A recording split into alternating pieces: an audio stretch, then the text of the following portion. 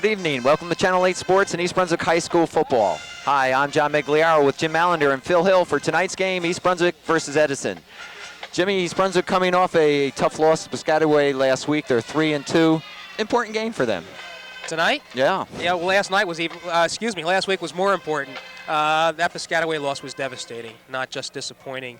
They had a good opportunity to bounce back from that Bishop R loss, right. Okay, which was tough, but they could have recouped all that they lost from Bishop R by winning against Piscataway. It didn't happen. Right. And now, they're with a 3-2 record, they're just trying to play out the string. I don't think Marcus Borden's going to say that, but this team is going to have an opportunity to show how much pride it has by going up against a couple of teams in the next few weeks, such as Edison and Saraville, that don't have a lot going for them.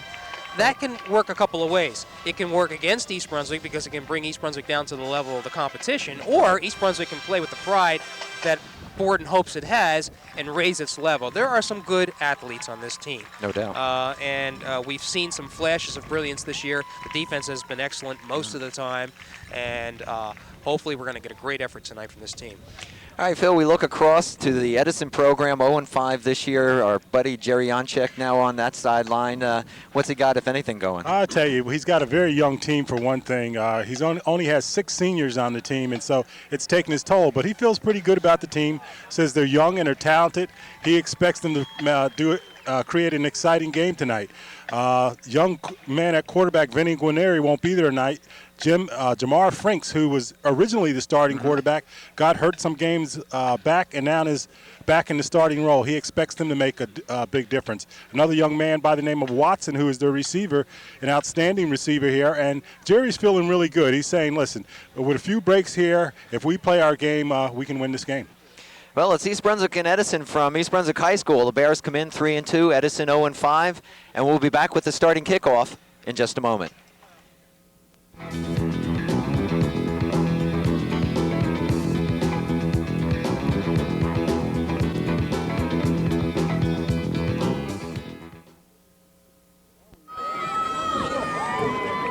Well, we welcome you to tonight's East Brunswick-Edison football game on a rather pleasant fall evening in October. They're predicting rain, and the wind is starting to kick up considerably. We'll see if we get this entire game in terms of the weather.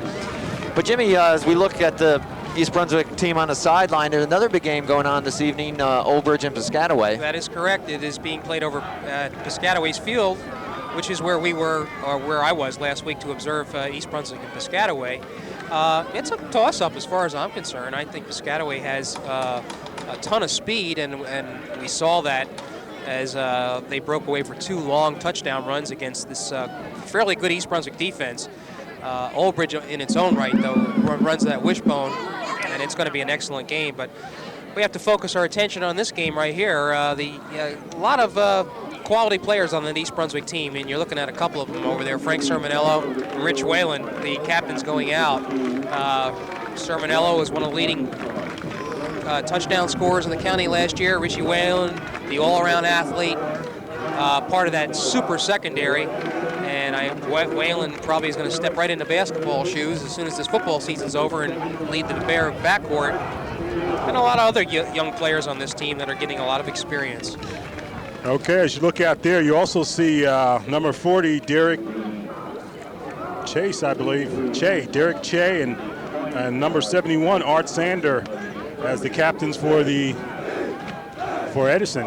And as I said, Jerry Janchek knows he has a lot of young talent, seems to have some speed there, and just feels he needs a few breaks. Phil, the question in my mind is, for years when Mike Wojcik was over there, Edison suffered a lot of graduation losses, yet they continuously produce quality teams. Has there been a drop-off in participation? Well, Jim, you know as well as I do, things tend to go in cycle. I mean, we've seen teams like South River Union and teams that annually have great teams and whatnot, but still, once you hit that cycle where you're down, you can be down for a few years before you start coming back up again, and I think that's what's happened to Edison. East Brunswick has won the toss, and they will receive. They're in the dark green uniforms, their home uniforms. They'll be moving right to left on your screen. Edison in the visitor white. one of the few things that has been lacking with East Brunswick with its offense has been the lack of a passing game. And they just have not been able to sustain any continuous offense. Now, they had a couple of good drives, but they were exclusively running off that E-bone. I'll tell you this, one might tend to call them a little schizophrenic because they've switched around an awful lot, so they haven't settled down passing. They got to settle down their offense altogether. They started out not using the E-bone at the beginning of the year, came back, decided to use the E-bone. E-bone with Kilkenny. Then during the middle of the year, they decided to go with Hops at quarterback. That was one game, Phil. One game, back to Kilkenny again, but it's unsettling. That's the point. And they got to settle down and get their offense going. Well, we're about ready to get this game underway. Kilkenny back deep. Kick is low and on the ground. Kilkenny will pick it up around his 18-yard line. Goes right up the middle, has some room, still on his feet. Dave Kilkenny on to the outside, close and across the 40-yard line. And I'll tell you, as you see Dave Kilkenny, he does some of everything. And Kilkenny, probably one of his biggest problems is that he's following Greg Colheim, the guy who was a starter at quarterback for 3 years. We here in East Brunswick got used to the E-bone being run to perfection. Kilkenny's just had this year to try to perfect it, and I think he's trying to do too much. If he settles down, I think his E-bone will run the way it's supposed to. 1st and 10 for the Bears from their own 42. Kilkenny brings them out. Sermonello, the sole running back. Whalen goes in motion. Kilkenny looks, plants, going deep. Looking to the outside for number 11, Kolakowski, and the pass goes out of bounds. What do you think of that first call, huh? Well, the Bears coming out trying to do something different. Unfortunately, if you look there, they got the wind blowing that way, and that ball just got caught up there and ended up going out of bounds. But at least the Bears are thinking about coming at you with something different here. Right, that's a good move, only to prevent Edison from bunching up its linebackers and its secondaries too close. That, of course, makes the run more difficult. 2nd and 10. Same formation, this time inside handoff. Sermonello's got a big, wide area to run. He can go all the way. Sermonello is touchdown, East Brunswick. Sermonello off the left side, finds the hole and goes all the way for the Bears. 58-yard touchdown for Frank Sermonello. And people have been wondering, where is Frank Sermonello? Well, there he is. And Frank Sermonello, not unlike a lot of ball players. I think 1979, 78 young fellow by the name of Troy Hill led the county in scoring as a junior. Then came back his senior year, and you couldn't find him in the scoring column. And it happens at times. And once you're marked, and once people get to know you and whatnot, they're going to be playing you tougher. That's what's been happening to Sermonello this year. And when you combine that with the problems the E-boners have, we haven't heard too much of them. It's like Bettis is going to do the point after, John. Bettis for the extra point to make it 7-0. Snap is good. Bettis' kick is blocked. I'll tell you, nice block. Yes. And, there's another situation where Chris Bettis had an exceptional year as a kicker last year, and it just hasn't been the same this time around. I'll tell you, that's Art Sanders, one of the captains who made that block there and showing some leadership right away on his part. So the Bears jump out 6-0 on their first possession. Boy, Frank really turned on the burners on that one, You talked about Frank Sermonello's speed. He is one of the better trackmen in the county for the sprints, and he just showed his ability there. Like I said, he just hasn't had a whole lot of room this year to run. Phil, as we look at Edison coming out to receive the kickoff, what type of offense should we expect from them? I think based on what Jerry Youngchuck said, I think you're going to see the ball up a little bit. He talks about this quarterback Franks, which he hasn't been able to use, and the fact that they switch quarterbacks back here, I think you're probably going to see him put it in the air a little bit. The truth of the matter is I don't know a whole lot about their offense. Watson and Jackson are back for the Eagles. Bettis puts it line drive. Going to be fielded by one of the up men. And he's going to be tackled as he goes backward to his own 10-yard line. Yeah, that's great coverage by the East Brunswick team. First of all, great kickoff. Caused a lot of problems. Great coverage and great kickoff, but when you're 0-5, things like that tend to happen to you. One player touched the ball and went back to the other. He had time getting a handle on it, retreated, lost yardage. Now, this East Brunswick defense has been extremely strong all season long. There's been a couple of breakdowns that have earned them, but by and large, they do an excellent job of covering, filling holes, and that the defensive line up front has been really getting at the quarterback. They come out in an I formation. Frink is the quarterback. 1st and 10 for the Eagles at their own 13-yard line. Nowhere to go for number 44, and that is Ayers. And you see number 70 for East Brunswick, Scott Feigenwinter. He's been playing nose guard, as we mentioned before, and he has been doing an excellent job. And plenty of support that time. You have Angelo Gervovac up front. You have number 99. That's Joel Serapin. And the linebackers, Bettis, Sermonello, Scott Hops, and the secondary, Jermaine Kilkenny, Main Husseini, and number 11 is Jimmy Kolakowski. Come out 2nd and 12, 2-yard loss on that first play. 2 receivers to the right, a quick pitch. I believe this is Jackson, spins from one tackler, still on his feet, and he'll be close to a first down. I'll tell you, showing some good movement there. Right, he broke 1 or 2 tackles, spun around, and was able to get clear for a second. That, I believe number 22 is Marcus Ortega. Ortega with the carry. And he's just short of a first down. So that'll bring up a 3rd and a long one for the Eagles. Ball sitting on their own 22. They trail 6-0 with 9:25 to go here in the first quarter.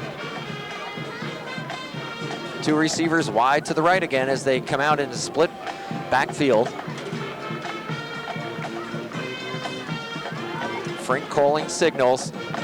And we're going to get an offside on East Brunswick. Feigenwinter jumped. That's going to give him that first down.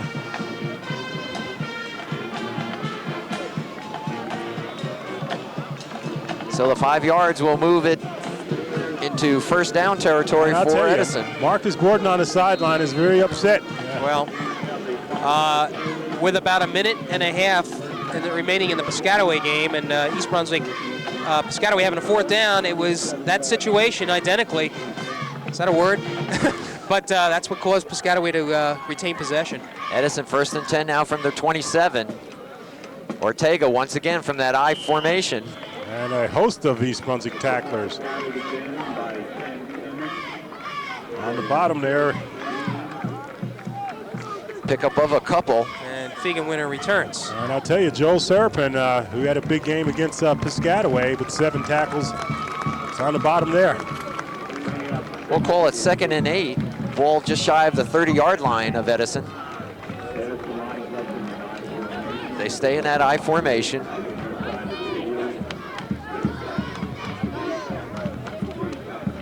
Watson this time on the carry, crosses the 30 to about the 31. Bring up a 3rd down.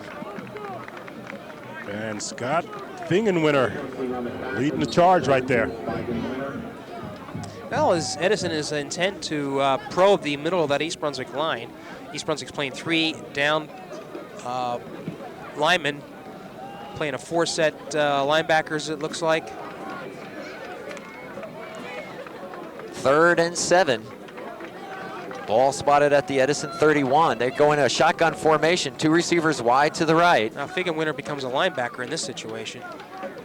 Good snap, Frink looking, dropping back, puts it up. He's got a man, and Kilkenny focusing in, almost had the interception. Kilkenny had the beat on it, and he would have been gone. Oh yes, excellent reaction, but quickness is one of his assets, and you see there why, while he is learning as a quarterback, he is well established as a defensive back. That's a good point. If he were in the Oldbridge system where everybody goes one way, he'd certainly distinguish himself as maybe the premier defensive back. 4th down. I think you're right. 4th down for Edison. They go into punt formation. Kilkenny and Whalen back deep for the Bears. Good kick. Whelan's going to field it at his own 34-yard line. Goes straight up the middle. Fights his way close to the 45. And East Brunswick will have good field position. Tough player Whalen is. He really has been doing it both sides for both East Brunswick. sides of the ball, and what can you say? The last 2 years he's led this team in tackling, and he comes in this game as the leading tackler with 32 tackles. He has a fumble recovery, a punt block, and 2 interceptions. So you're right, as well as being one of the forces on offense. First down for the Bears at their own 44. They're in front 6-0. Still here in the first quarter. Kilkenny with Hops in motion. A little counter play. Whalen on the carry. That play is going to work tonight. I can see that right now. Okay, and Chris Ayers, number 44, coming up to make the tackle for the Eagles. Some of the faces on the offensive line for East Brunswick: Pete Borden, number 60, number 65.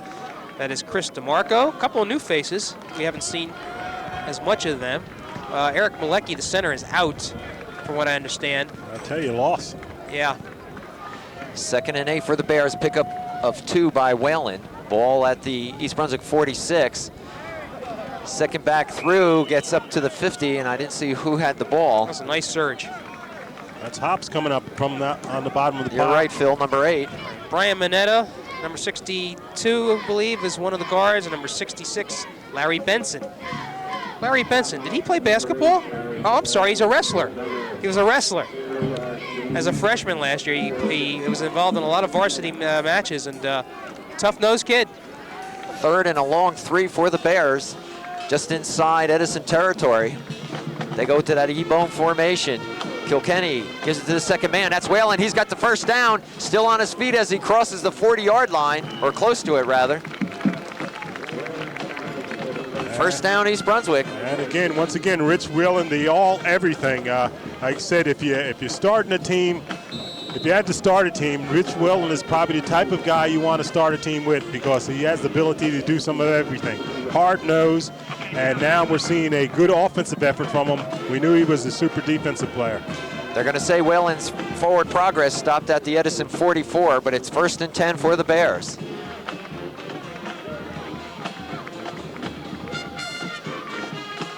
Hops comes in motion. And we got flags down, and I think there was movement in the offensive line.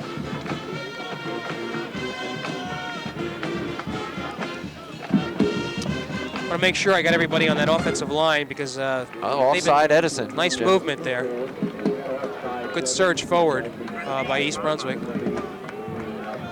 Oh, geez, Jim, you were talking about the Bears earlier. When you get right down to it, minus a few turnovers, this team could be an undefeated team. That is absolutely true. I mean, you take away the Bishop R, where they had 7 turnovers and lost 7-0, and in the Piscataway game, which I didn't see but understood was a super game, they had every chance to win it. It was a game in which East Brunswick was physically beating Piscataway. It's now 1st and 5 after the penalty. The offsides against Edison. Ball at the Edison 39-yard line. Kilkenny gives it to Sermonello right up the middle. Look at him go. Boy. Still fighting as he crosses the 30-yard line. And I'll tell you, young players, if you're watching and you want to know how to run the ball, Frank Sermonello just kept those legs driving and shedded a few tacklers and picked up that extra yardage that got him the first down. That's a 9-yard gain. First down, East Brunswick. 4:15 showing on the clock here in the first quarter. Bears on top, 6-0. A couple of new faces in. Anthony Coachman has been one of the receivers. He went in for Wolf, who has the only touchdown pass reception for East Brunswick this year. Kilkenny keeps, rolls to his left. He's going to take it himself. He's got the whole left side wide open, and it's thrown down at about the 16-yard line. Well, he is slung down by Sylvester Miller. That's a 14-yard gain. And a first down for East Brunswick. He was slung, or was he slinged down? He was thrown down. All right, Phil. So we got to keep a little warm up there. East Brunswick on a very methodical drive. Keeps Sermonello in the backfield. Hops and Whalen to the right. Kolakowski wide right. Inside Sermonello. Fights off one tackler, and then that'll be about it. Well, he's actually going to lose yardage there. I'll tell you, Derek Che and Francis Kirchado in on attack him. Second and 10. No gain on the play by Sermonello. Ball sitting at the Edison 17-yard line. Thus far, Edison has had one possession. Well, Edison is, if you look at their secondary now, they're creeping up ever so close. Makes me wonder why they don't throw a pass in this situation. Hops in motion. Kilkenny has it, rolls right. It's going to look. Decides to run on his own. Now he drops back, puts it up in the air. Oh, wow. He's got Sermonello. I'll tell you, heads up play by Kilkenny there. Well, If he was in the pros, they would have called in the grasp. Right. But he got the ball off to Sermonello, who is very close to another first down. Well, Dave originally was looking for a pass play there, or looking for a receiver, and then he thought better of it, started to run, got caught, and then he found Sermonello. They're going to mark it short of the first down. We'll call it 3rd and about 1. Ball sitting at the 7-yard line of Edison.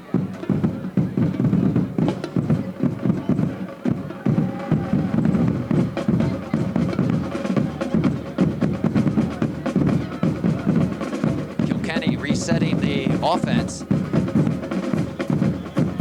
and I think we'll have a delay of game here.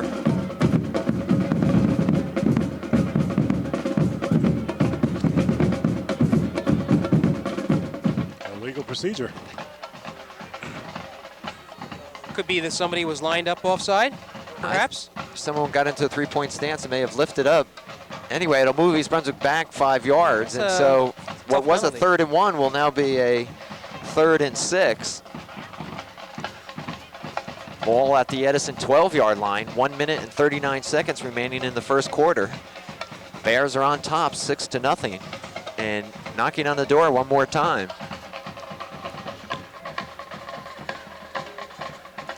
Kilkenny gives it inside. Sermonello, no, pulls it back out and has it. He's still on his feet. He's close to the end zone. Wow. He's in. I'll tell you. Touchdown, Dave Kilkenny. Wait a minute. No. They're waving it off. What happened? They're going to say his knee was down before the end zone. All right. That's right. Well, you got that all South River crew out there. Referee John O'Neill, umpires Red Lazowitz. The lineman is Ken Smutko. Line judge is Mike Dominicus. The back judge is Alex Bagamary. And of course, the clock keeper is the legend himself, Chet Zdrowski. So if East Brunswick loses, we have somebody to blame it on. That's what you're saying. That was a paid endorsement by the South River Booster Club. Now, great guys, all of them. 1st and goal from the 1. Well, this is a Sermonello. Let's see. Give it to Frank. It is Sermonello right up the gut, as they say. Touchdown, East Brunswick. He's going to get his points tonight, guys. He's going to get his points, and he works hard during all the year. Deserves it.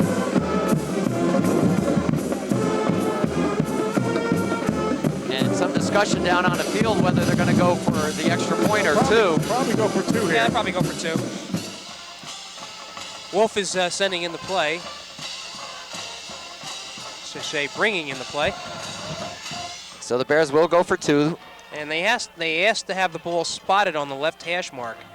So you can believe that something's going to be developing to the wide side of the field here. Probably just a rollout pass here, option pass. You can keep where you... Hops and Whalen to the right, Kolakowski way right with single coverage. Kilkenny. He's got it. He's got it all by himself. 2-point conversion is good and puts the Bears on top 14-0 with 49 seconds remaining in the first quarter. So this game is turning out as we thought it would. East Brunswick with a decided edge in experience. Phil, you noted only six seniors only for 6 Edison. seniors for Jerry Youngchuck's Eagles. And so they are very young, but you know the type of competitor Jerry Youngchuck is, it's got to be a little frustrating, even though he did seem to be holding up very well. Edison, a community that prides himself in everything, baseball particularly, and certainly football after so many good years. So it's got to be tough for him. I'll tell you what, the opponent coming to town next week, Saraville, is another team that's fallen on some hard times. Well, not quite as hard at times, but right. Well, the Bears will kick it off. Edison will put Watson and Jackson back deep. They certainly do have some speed, Phil. It's a question of whether they can use it. That's right, whether they can break loose. Bettis will kick it off.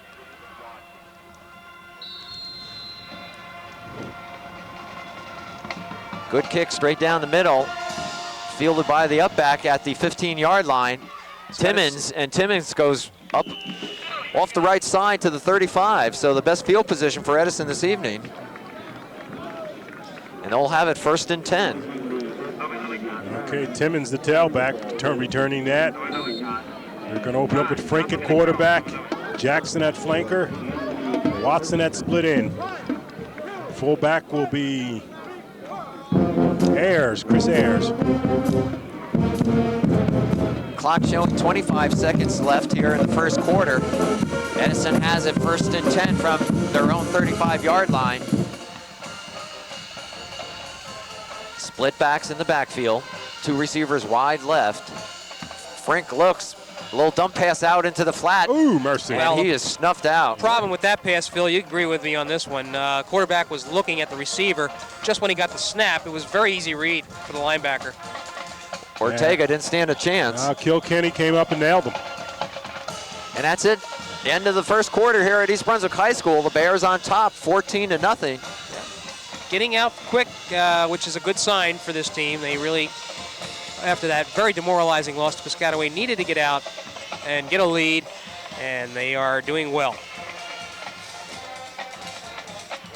Jimmy, we look at the rest of the schedule. East Brunswick still has Old Bridge, as you mentioned, Woodbridge and Saraville to play. The Old Bridge is Thanksgiving. The Old Bridge game is Thanksgiving here, but Saraville's the opponent next week, okay, and then followed by Woodbridge, and then that'll conclude the, I think that's November 12th, the Woodbridge game. That'll be at Woodbridge, and the Old Bridge game is on Thanksgiving Day. And now, if East Brunswick had been able to win, let's project a little bit. If they had been able to win against Piscataway, it would have been a very commanding position as far as a state playoff berth, because not only would they garner a lot of power points from just that win, but they would get a lot of points from Piscataway continuing to win.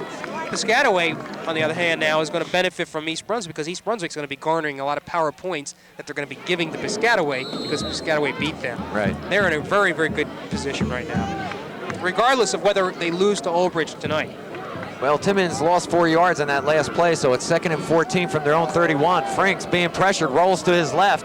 He's going to put it up in the air. He's got a receiver. Wow. Just couldn't get it to him. He had Jackson. You're right. Frank's rolling out to his left and somehow got that ball off. Just fell a little short there. Right.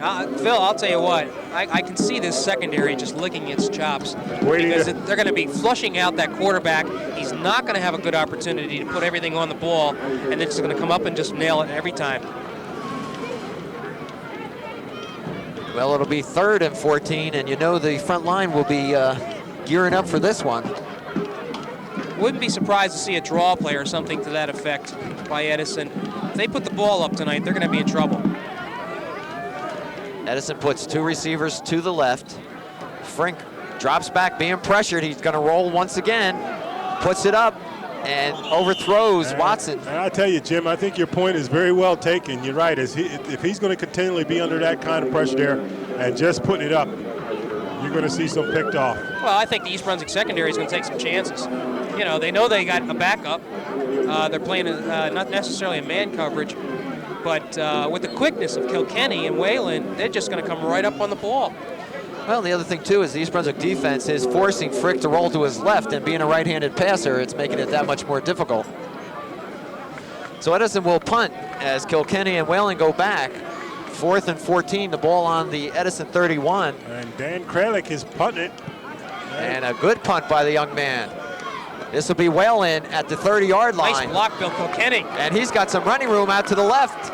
Still on his end, slips just shy of the 50. I'll tell you, when he got past that man, there was 2 blockers on one one Edison guy on the kicker. You said nice block by Kilkenny. That's an inadvertent block. I think he's trying to get out the way. No, that's not true, Phil, is it? 1st and 10 for the Bears at their own 49-yard line. They lead 14-0 as we start this second quarter. Now they're going against the wind this time. The next time the other team has the ball, we're going to play Hey Baby. Boy, that was a quick 3 and out for the Eagles.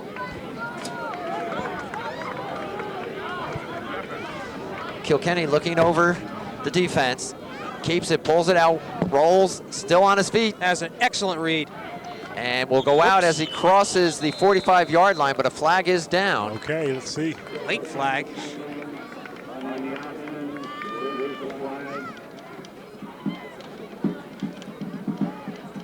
And that usually means holding of some sort. And you're right, Jim, against the Bears.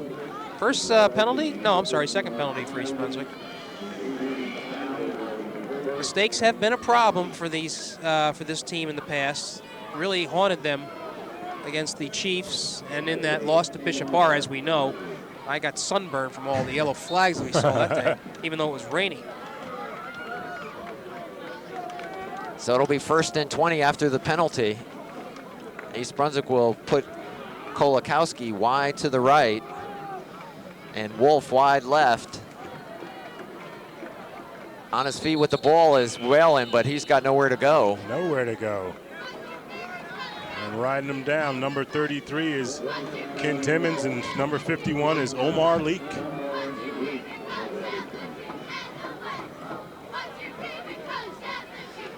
So that'll bring up 2nd down for East Brunswick. Whalen gets back to the line of scrimmage. I'm sorry, he lost well, about a yard. We'll call it 2nd and 21. Well, there's a number 68. If you guys can identify him for me, I don't have him on an earlier program for East Brunswick. Maybe he's in tonight's program. Justin. Here's that counter with Whalen, and he's tripped up in the backfield. And Edison's defense is coming alive. Justin, let's see. It'll bring up 3rd down for the Bears. That's Rob Van Housen. Okay. So he is a sophomore getting some action. Rob Van Housen or Van Houston. Okay. 3rd and 21. Wolf will go to the left. Kolakowski to the right. Okay, DeMarco is centering. Just watching this offensive line, they're doing a nice job tonight. Kilkenny looking, flag is down. Look out, David. Looking for some help, and he's dropped at about the 40-yard line after a pickup of about 2. And once again, Chris Ayers coming up with the big tackle. But there is a flag.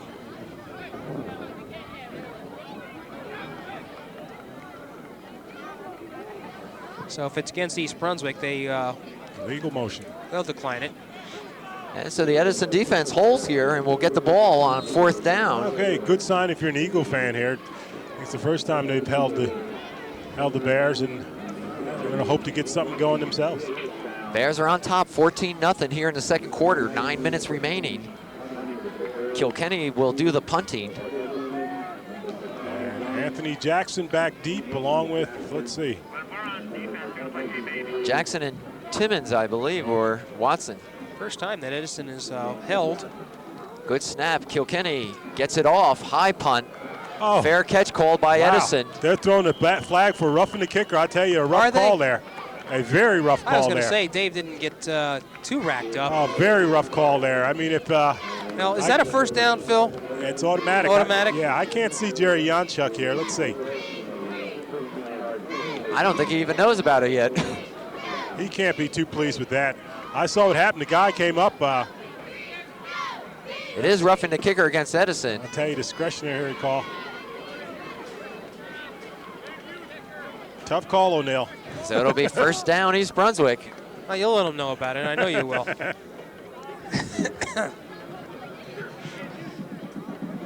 And so the Bears will get it back after a fine defensive effort by Edison that last stand.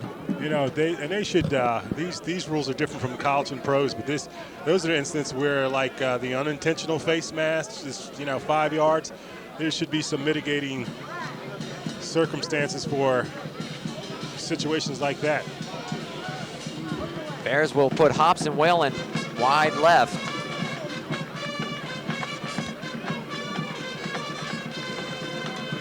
Sorry, Hops and Wolf. As Whalen takes it off the left side, he's got plenty of room. 1st down as he gets down to the Edison 32-yard line. And Whalen's been running like that. He made a super run, a 50-something yard run against J.P. Stevens. We weren't here, but just a beautiful run. And like I said, they're using him offensively in the backfield the first time this year, and he's doing the job. Matt Kwan, who's been out, will be back next week for the Cerebral game. So good news for the Bears. 1st and 10 from the Edison 33-yard line. Kilkenny has 2 receivers to the right, and a flag is down. Sermonello on the carry. And no play, whistle before the play. Dead ball foul. I'll tell you what, Phil, you know, with this season, you know, the state playoffs pretty much out of the question for East Brunswick. I think a real good game for East Brunswick to shoot for is that Old Bridge game on Thanksgiving. Well, they're going to shoot for that anyway. If you remember last year where they went in and did a super job against Old Bridge. Marcus Borden doesn't believe they're totally out of it, so anything can happen here. So well, they're going through this as if like they still have a chance, and that's what they have to do. Well, what has to happen is that circumstance where they need like for instance, if an undefeated team such as Trenton, I'll pick this up in a second because it is an interesting scenario. 1st and 5 from the Edison 28. Whalen jitterbugs his way down to the 20-yard line, inside the 20. Carries the line with him. And he's got a first down. Now, it is possible, not likely, but it is possible that an undefeated team such as Edison may not have enough power points to overcome the top 4 teams in the Central Jersey, such as Old Bridge, Piscataway, Middletown South, and possibly Middletown North. They may all have more power undefeated points. teams such as Trenton, you mean? Right, and the NJSA requires that an undefeated team be included in the playoffs. First down for the Bears at the Edison 19-yard line. Wolf and hops to the right. Kilkenny keeps it left side. He's got the open. He's got the touchdown. Dave Kilkenny with his 2nd score of the evening. And Kilkenny looking awfully sharp tonight, and the E-bone and full throttle. Once Kilkenny breaks that line, it's very difficult to get him because he's already got the burners going. And that was an 18-yard touchdown run.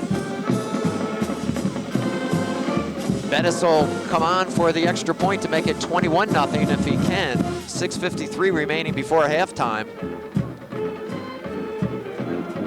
And so that roughing the kicker penalty has come back to hurt Edison. Touching the really kicker penalty really ended up hurting. You're right.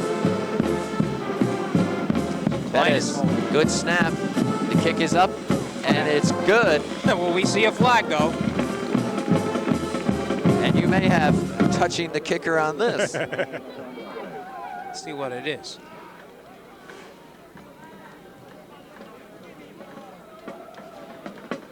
It's against East Brunswick, holding.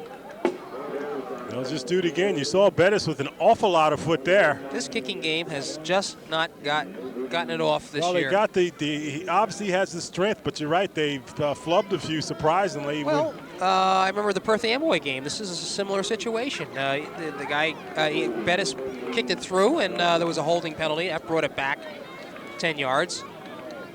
So now he's going to have to convert what amounts to a 30-yard field goal, or almost. The kid's leg is strong enough. I mean, he's one of the stronger legs we've seen. Well, here we go again for the extra point. Klein holding. The kick is up, and it's no good. It's off to the left. Wide to the left. And that has been the problem. So the score remains 20-0. Bears on top here in the 2nd quarter. Chris Bettis still, though, just a real valuable player for East Brunswick. A junior, fine linebacker. Well, we discovered him last year as a sophomore. Yeah, we discovered him. As a thin young man that was scrappy. Down he's bulked up a bit and is truly a valuable contributor here. And he's going to be one of the real good ones, as I said before he leaves East Brunswick High School. And John, just to wrap up what I was talking about as far as the playoff involvement or hope for East Brunswick, if Trenton does get into a 5th position where they're undefeated, they have to add a 6th team, and that's where possibly East Brunswick could come into play. Possibly, but they have to win all their games right now. All right, Bettis will kick it off to Edison.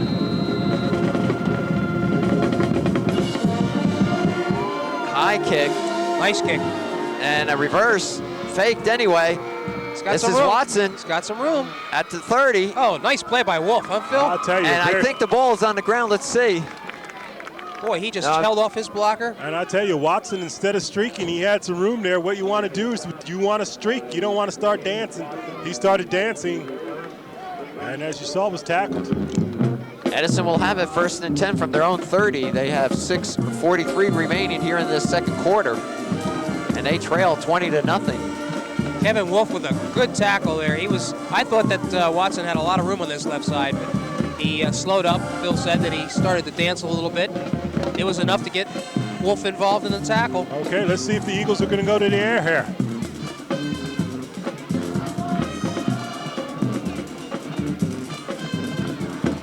Frank in the quarterback, puts Watson to the right, and a timeout, Edison.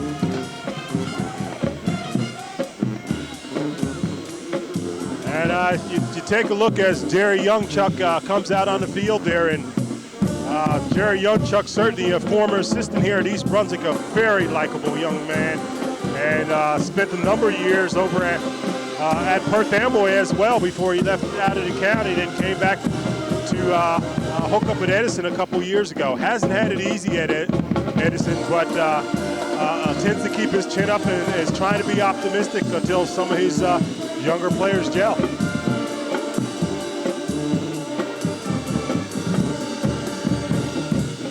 Well, as usual, and you can hear in the background the East Brunswick High School marching band along with the East Brunswick High School cheerleaders. Very pleasant evening. Rain was forecast. We've been lucky thus far. So it's a great night for football. I want you to be saying that in the fourth quarter. Game has actually slowed down with all the penalties of late. Was moving rather quickly to start. And so Edison will, after the timeout, take over 1st and 10 from their own 30.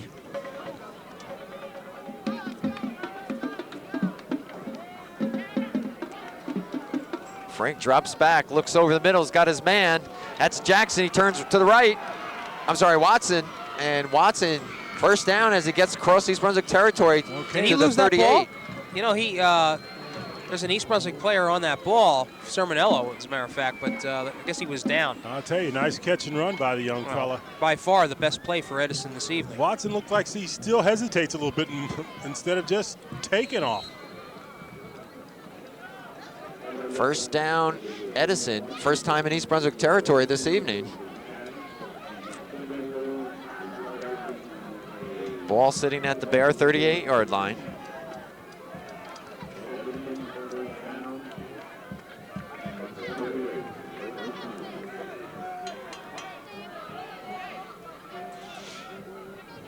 Frank, who's just come back from an injury, flag is down as the pass is over the head of an intended receiver. And we have a motion against Edison. Which East Brunswick will take? Not sure. And me and Husani, if he's next time, if he's playing the ball, he may be able to take one. Playing the player that time, and the ball just flew over his head. So the penalty will move the Eagles back 5 yards. You're right, this game has slowed down. Ah, it's a Latin sound. Something new. Makes you want to be in the island, man. Well, if we could get back to the game, it's 1st and 15 for Edison. Ball now at the East Brunswick 43-yard line. A little over 5 minutes remaining before halftime. Looks like he's changing the play at the line. Drops back, short drop, being pressured. Now will roll to his left. This is where he runs into trouble. I don't like this. Boom. And throws it. Borden is. Flag. And they're going to say intentional grounding. Probably could have let it go, Phil. But there was nobody in sight. Marcus Borden was lobbying the official on the sideline, and he got the call. He certainly did. Not that they need it. No comment. Where'd you say this crew was from, Phil? Well, they're from a nearby Okay. Local community. by a river going to the bay? Yeah, well, they're a good crew. They're a very good crew. I just, I can take exception with a few calls, though. Very big of you.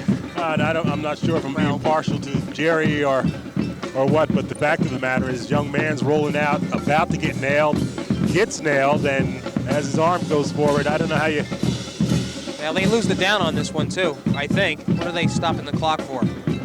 Now the official is stepping in now. And I think they're talking about that, do they lose the down? It is third down. Good. It should be. Now they're saying second down. Well, was that not a first down play there? Yes. Okay, so they did lose the down. Second down. And Yeah. but All said and done, it's 2nd and 30 as Frink from the shotgun look out. rolls to his right, puts it up. Again. Got a man, and Wow. off the fingertips of Jackson. And Frink just threw that out there. Whalen covering. Not a bad arm, Phil. Not a bad arm. Under pressure, under duress. That is the operative word. Duress all evening from that charging East Brunswick line. Fiegenwinter and Serapin have been in all evening. And it'll bring up 3rd and 30. Not many of those plays in your playbook. Well, this is a very dangerous situation for Edison because likely that they would throw, and East Brunswick is definitely expecting it. The secondary is experienced, they're quick. Well, if it's any indication, they put Watson and Jackson wide to the right. And we got a movement on the line. It seems like every play now there's been a penalty. Yeah. Well, that's not going to hurt them, unless it's not going to hurt the Bears. No, it's going to go against Edison. Oh, certainly not going to hurt the Bears. Phil, you have to be a certain individual to coach a young team and to have the patience to go through this kind of situation. I'm curious what the town's like. Yeah. Certain towns they won't let you. They'll be hard on you. And I don't know what Edison. Edison has had success in the past and might be pretty hard for them to take right now. 3rd and 35 as Edison keeps moving backward from their own 35. Here they Frink come. under pressure. Wow. The ball is almost dropped. I'll tell you, 3 players there for the Bears. Gerbovac, Fiegenwinter, Serapin, the same names. I'll tell you. They have been charging. And Frink is down, and he's being pulled up. I don't know if he wants to get up. He's limping out. So what do we have here? A net loss of how many yards? Let's just say it's 4th down and they'll punt away. And East Brunswick should have excellent field position once again. 4:17 showing on the clock here before halftime. Bears are on top 20-0. Edison came in 0-5, East Brunswick 3-2. Kilkenny and Whalen back deep for the Bears. Another good kick. He'll run it. Whalen at his own 45, up to the 50 and just slightly across. And Whalen seems to be catching everything on punting situations down. Jim, you made a few comments. Last year he had some problems, Well, remember? not last year. Early this year, you made a few comments about him backing away from the ball on punts, and he seems to be fielding everything now. So, Well, he is really one of the best athletes to play for East Brunswick. You know, pure athletes. 3-sport player, excellent at basketball, good baseball player. It'd be interesting to find out, because I think he's good enough to play college somewhere. Not quite sure if he would earn a Division I scholarship, although that is a possibility. Kilkenny, 1st and 10, keeps the ball, has that whole left side. Look at that speed. And gets out at the Edison 40-yard line. well, Whalen reminds you of a Kenny Pruss type player. And, of course, Kenny Pruss went on to Vanderbilt, Yeah. Division I, and had a fine career there. Whalen's makings probably is that of a safety. I mean, without doubt. Comes up and hits like a linebacker, is very aggressive, not afraid to put his nose in there. And so if somebody's looking and wants to continue to develop a player, he can play. 2nd and 1 from the Edison 40. Clock down to 3:20. Inside Sermonello. And he should be close to the 1st down. I don't know if they'll give it to him. We'll see where they mark his forward progress.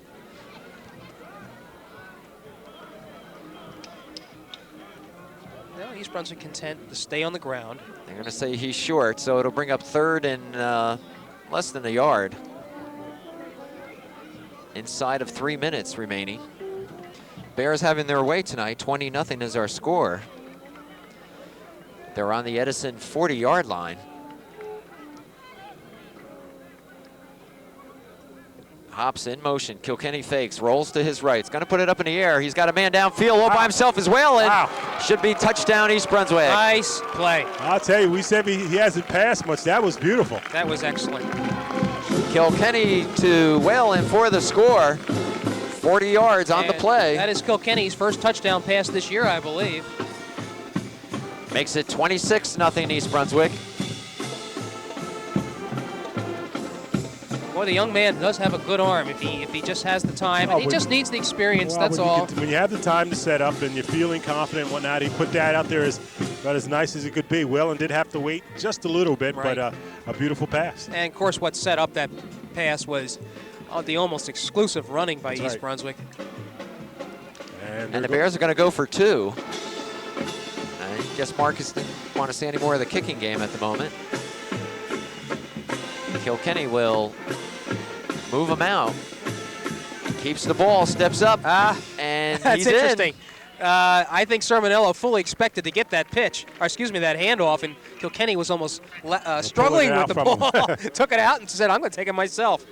And that makes it 28-0. The Bears on top. 2:35 remaining here in the second quarter. And the Bears are clicking on all cylinders right now. Boy, aren't they, huh? Imagine we're going to see a number of new faces in the second half. You would think so. And I think you'll see pretty much a ground game this second half. I mean, Marcus and Jerry do go back a long way, know each other. They are friends. They're talking before the game, and Marcus understands, you know, what it is for, you know, to go through something like Jerry's going through. And if you love football as much as both of those guys do, it's painful. It's tough. You got to be prepared to get your team up, find something new to get your team up every week. And Jerry's talking about if he can get that one win, if he can get that first win, it can do wonders for his team. And hopefully it will come this year. Right now, though, they're having a tough time. Well, Phil, one thing we've learned in football or any sport, but particularly for coaches, is what goes around comes around. And there are times when you're powerful and there are times when you're lean. That's true. Edison, this will be Watson from his 15-yard line.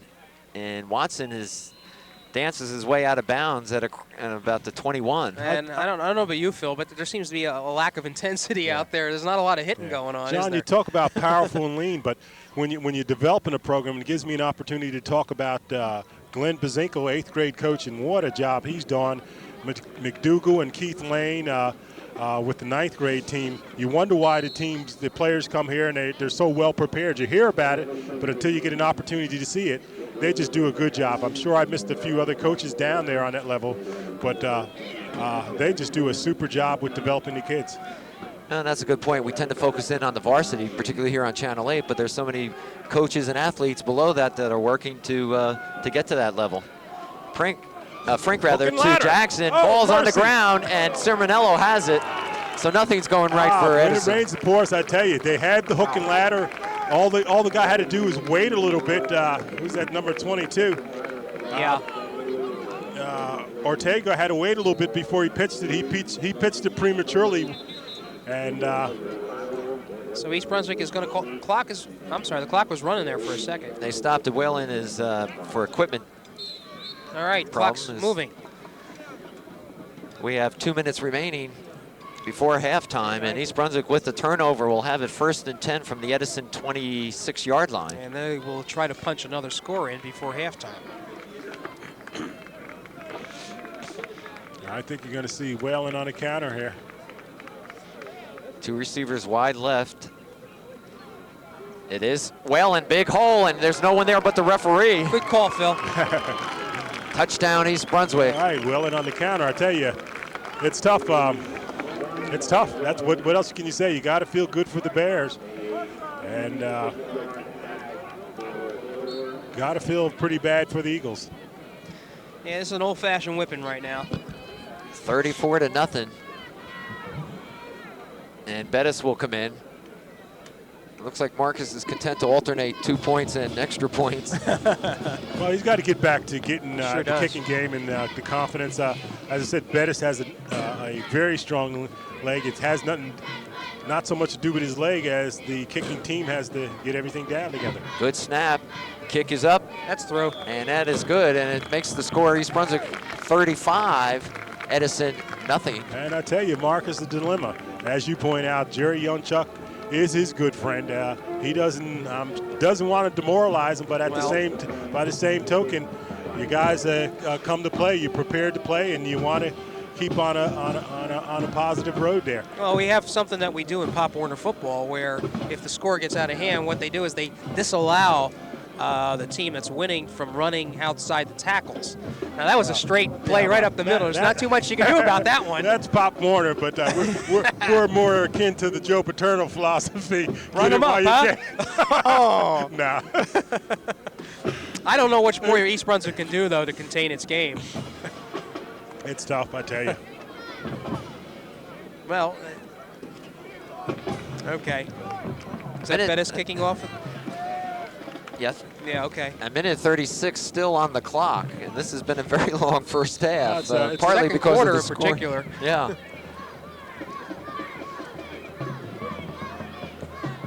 Edison trying to get some kind of offensive campaign going. Trouble with the snap. Got some room. And tackle, that's number 20 for Edison. That's Miller on the carry. And the Eagles will have it, 1st and 10 at their own 32-yard line. Phil, what I notice is happening, and I don't fault the players from doing that. There's not crisp hitting going out. There's not crisp hitting, like I said. You got young players. They, you know, I don't know what happened on the lower level in regards to development, but you're right, the intensity there. And once you start getting a whipping, it's sort of tough to come back from it, because you go to another game and you think it might change, and then here it is the same thing again. It's very tough, very tough. Frink puts Watson to the left, Jackson to the right, looks right as he goes to pass, throws it into the ground. And I tell you, Franks was just back. Vinny Guarneri was at quarterback for several games. Franks comes back, and he's having his problems. That'll stop the clock with 55 seconds, 2nd and 10. I'll tell you, a team that has used to be a whipping boy for the GMC Red Division, but has suddenly emerged as at least a quality team, and that's Perth Amboy. Now, East Brunswick handed Perth Amboy 35-6 defeat, but they're 4-2 now. Is that right? Yes, and they've had a decent season. 2nd down. Frink drops again, gets pressure, gets it off, finds his man, and that's Watson. And Fingenwinter just nailed Franks, and Franks getting up slowly. I'll tell you. It's open season. A lot of strange things happen, you know, in the season. We talked about Bishop R coming here and winning, and then not doing much of anything else. I'll tell you, Jim, while you're away, got to see one of the premier backs in the county. That you just hear his name Yearwood. every now and then. Yearwood. Mike Yearwood. What a fine looking back. I mean, just not with a very strong team, but this kid can play. I mean, they just use him offensively, but a fine running back. So we got a timeout on the field. Perth Amboy took it with 45 seconds remaining. Ball is at the Edison 42-yard line. And it'll be a 3rd and 1 when we resume play. And Jerry did a little stealing from East Brunswick there. Took former East Brunswick graduate and former coach Andy Steinfeld is now an assistant coach over at Edison. And Jerry says the kids really like Andy, so a big plus for his staff.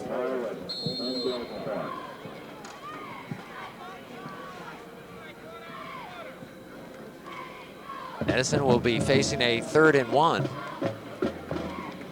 They are down 35-0 with 45 seconds remaining before halftime. Little inside handoff this time. Looks like you got the first. Carried by number 40, that's Che. And 1st down for the Eagles.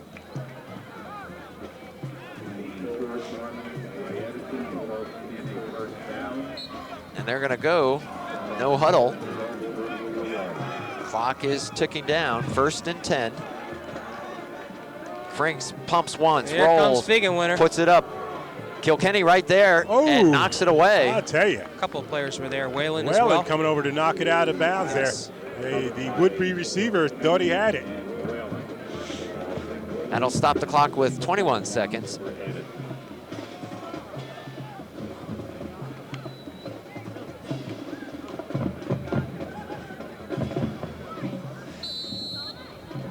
Phil, you're pretty familiar with Edison football.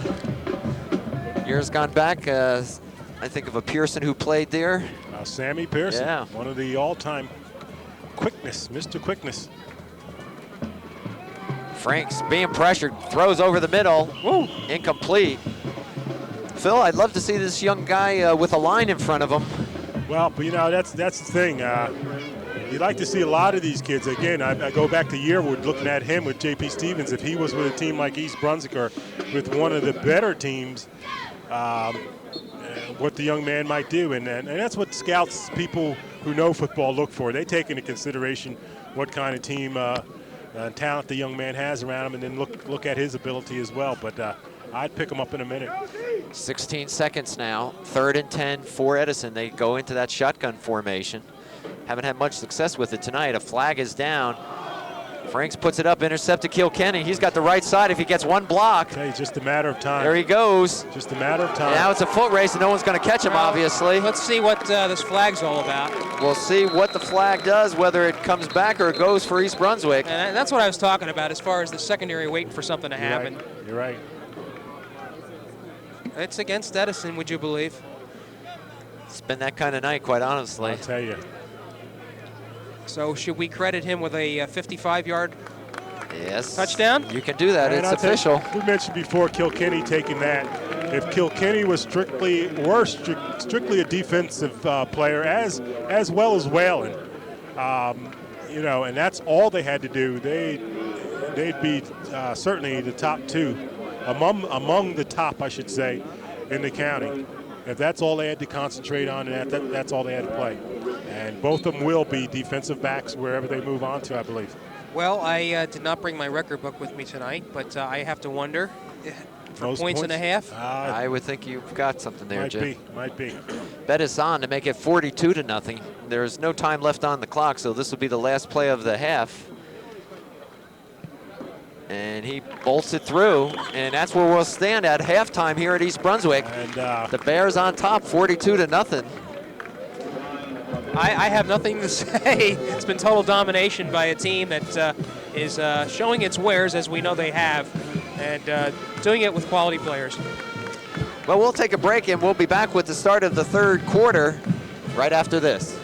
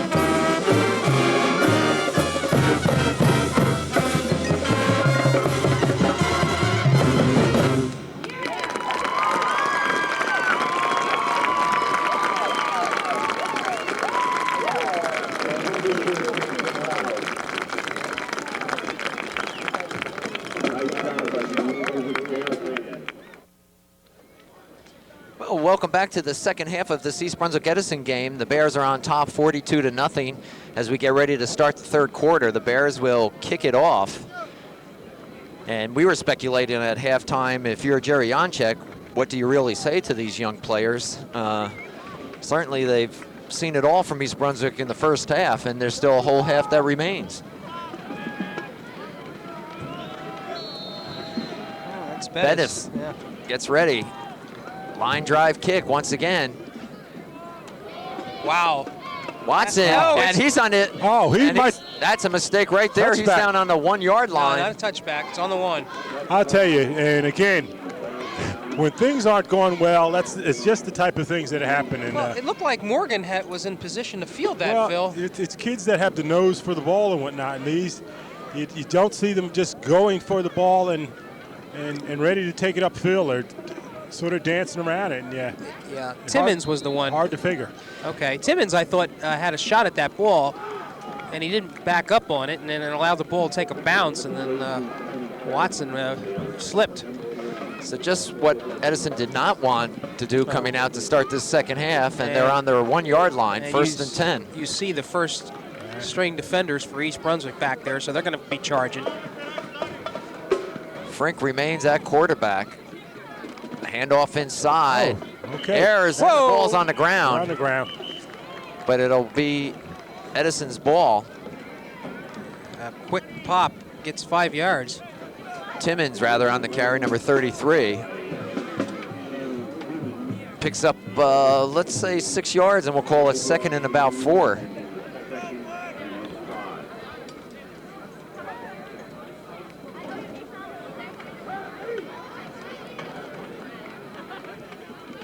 Two receivers come out wide to the right for Edison.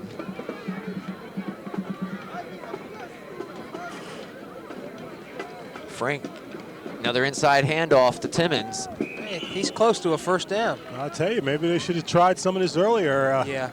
They were better moves for them. They're going to say first down Edison. Good for them. Encouraging.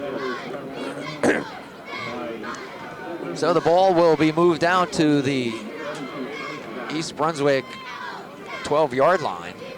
First down, Edison. They're trailing 42-0 here in this third quarter. Again, two receivers wide right for the Eagles. And the same play, third time with Timmons, and third time was not a charmer. Well, but, Jim, and it may be about ball control here. Not doing things to hurt themselves and just trying to plow it out and eat up some time on the clock. Well, take a look at the yard marker. He somehow got 4 yards out of that play. Kind spot, to say the least. Right. Second and 7. They go back to that I formation. Timmons is the I back. You would think they may throw here, huh? Frank, a low pitch to Timmons on the left side. And he's short of the 20, around the 17. And Scott Hopp's coming up to make the tackle there. Boy, Frank he's just getting precious few seconds to operate. East Brunswick is just charging in. Figenwinter doesn't seem to be being blocked. Either does Serapin. You know, that quarterback is just doing a job just to get that play off. Third and 3. Ball at the Edison 18-yard line.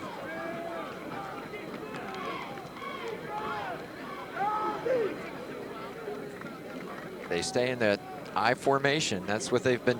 And East Brunswick junks offside unless they were pulled off. And I'm not surprised at that because they're just taking chances. They know they can. That will give Edison a first down. That was Gerbovac that was the guilty party that time. And he will exit. But he has been doing a great job tonight, I will tell you. He has been making life miserable for that Edison center. So it'll give the Eagles a first and 10 at their own 24.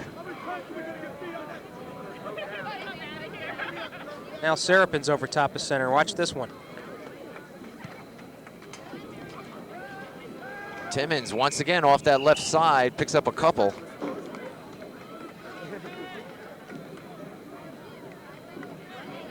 So it's kind of back to basics for Edison.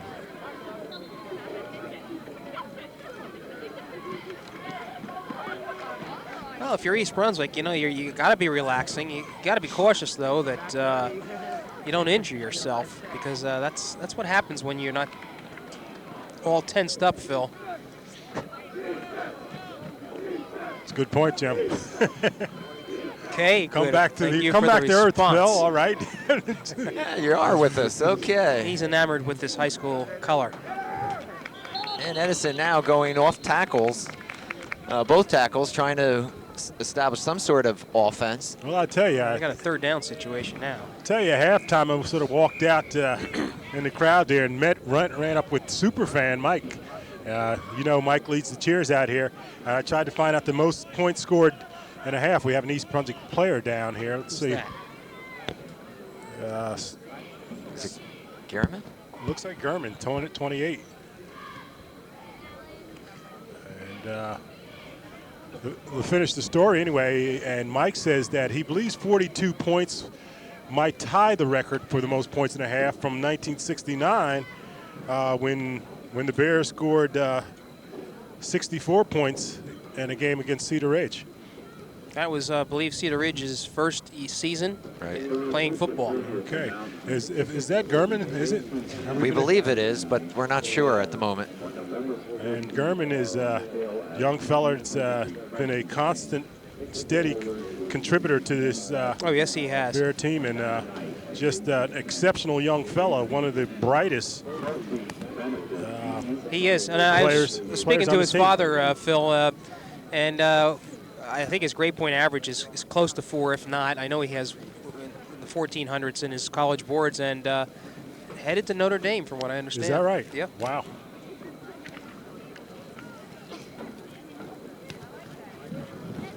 And we certainly hope he's okay. Marcus out on the field along with Phil Hostetler. And it is Gurman. You've No, wait a minute, is it? Yes. And I noticed, John, you've promoted Phil Yeah, Hostler to Phil Hostetler. It just dawned on me. Take Well, that, okay. it may be. Is that a It may be promotion? Jeff or- Hostetler. I'm not sure, but Okay. what 42 points and a half will do to you? Gehrman has had his nicks and bangs this season. 3rd and 7 for the Eagles. Frank looking downfield's got a man. That's Watson. Good play. Still on his feet. I'll First tell you. down, Edison. Okay, the Bears, and I'll tell you, that's all you can ask for. You said, what Right. can Jerry Youngchuck tell his team at halftime? He can tell them to come out, show some pride, don't let up. We may go down, but we're going to go down fighting. And if you come out at the half and you have the ball down on the 1-inch line there and you're playing like you're playing now, that's the spark that Jerry Youngchuck's looking for. And those things like that can carry some distance. 1st and 10 for the Eagles on their own 43. This drive started from the 1, did it not? From the 1-inch line. That's right. Timmons, the big back, bowls his way forward for about 3 or 4. And I tell you, as you look at the Eagles, you got to wonder why they didn't perhaps come with an offense like this from the get-go instead of the wide open stuff that just has fallen apart. Well, they do have some sizable offensive linemen there. Number 74, I don't have his name, but he's fairly big. That's Francis Corchado, 6'4", 280. Pickup of 6 makes it 2nd and 4 from the 49-yard line. Timmons again. Timmons bowls his way across midfield.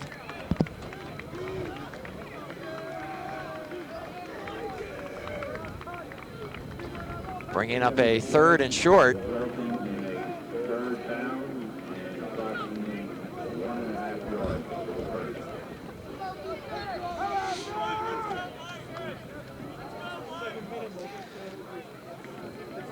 If you're just joining us, we're in the 3rd quarter here at East Brunswick High School. The Bears are on top 42-0. Edison took the ball from their own 1-inch line basically and have moved it down across midfield into East Brunswick territory. Well, if nothing, they're taking a lot of time off the clock. 3rd and 1. Timmons, stop. Ooh. Yeah, he stopped. Figgenwing. How do you say it? Figgenwinner. Ooh. But they're going to go for it. 4th down, I imagine. Well, they certainly have nothing to lose. Timmons stopped right at the line of scrimmage. It'll bring up 4th and 1.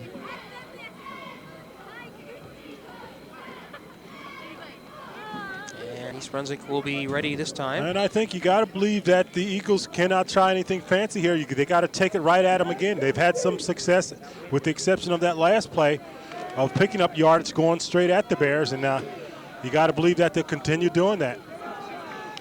4th and 1 for Edison.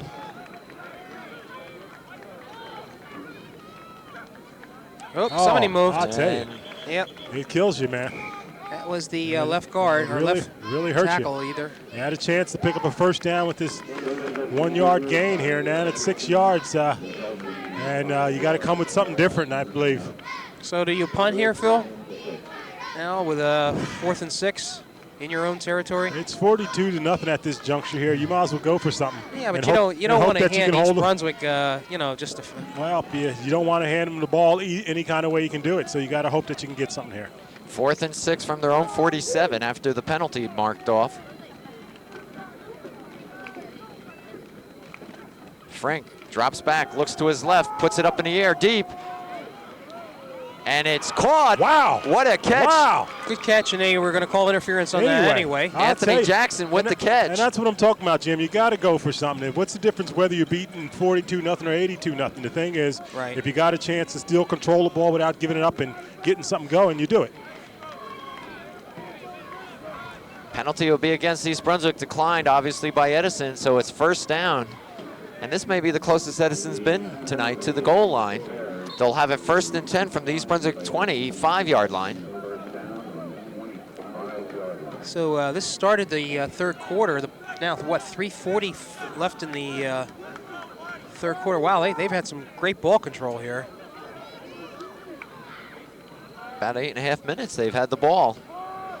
Timmons to the left side, puts his head down, and he bowls forward. And that's the spark you're talking about. That's the kind of running you want if you're Jerry Youngchuck. Young Timmons turned the corner there, put his head down, and 8 picked up yards. some good yardage. Well, now the yards are going to get a little tougher, I imagine. And this is the first team defense out here. Yeah. There may be an edge off. They know they're up 42-0, and maybe some of the intensity's taken off. But if you're Marcus Borden, you're not worried about winning the game, but you certainly don't want your team to lose their edge neither. 2nd and 3 from the 17. Edison's deepest penetration of the night. Timmons once again tries to cut up Ooh, I'll and gets tell you. snowed under. Bettis with a great penetration there. I'll tell you. It's a beautiful job. You got a couple players down. Well, Gerbervac Gerbervac is slowly. down, right? Exactly. Gerbervac, Serapin, and Fiegenwinter have been just dynamite tonight on that defensive line. Down to 2 minutes and 25 seconds left in this 3rd quarter. Edison's kept it on the ground except for 2 pass plays. They have it 3rd and 6 from the East Brunswick 22. Timmons lost yardage that play. Frank looks, throws, overhead, intercepted by Kilkenny, and there's no one. He's got the whole left side. Good. He needs one block. Go! Oh! Cuts it. Oh! Here we go. Oh! Well, not quite, I'll Phil. tell you, not quite all the way, but what a super defender. Dave Kilkenny. I'll tell you. You got to feel for Edison. They had the ball close to 11. Over 10 minutes. Yeah, close to 11 minutes and come away empty. They come up empty, and Kilkenny with his 2nd interception tonight. First one run back for a touchdown, and you can see why he is an all-county, possibly all-state defensive back. Okay, new quarterback for the Bears. Justin Klein, Justin number Klein. 10. Okay.